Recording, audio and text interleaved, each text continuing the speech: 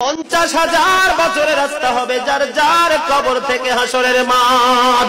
ফুলচেরাতে পুল হবে 30,000 বছরের রাস্তা। আমার উম্মত গুলো কিভাবে রে পায়ে হেঁটে তারা অতিক্রম করবে?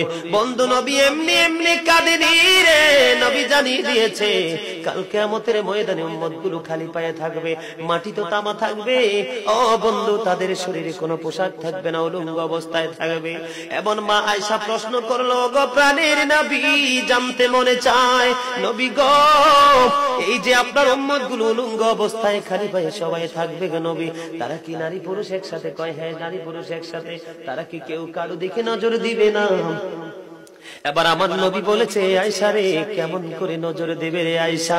বন্যার পানি যেমনি প্রবল বেগে বৃদ্ধি পেয়ে পৃথিবীর মানুষগুলোকে গ্রাস করে ফেলে, কাল কিয়ামতের দিন এই জাহান্নামের আগুন মানুষের দিকে বন্যার মতো প্রবল বেগে ছুটে এসে মানুষকে ঘিরে ফেলবে।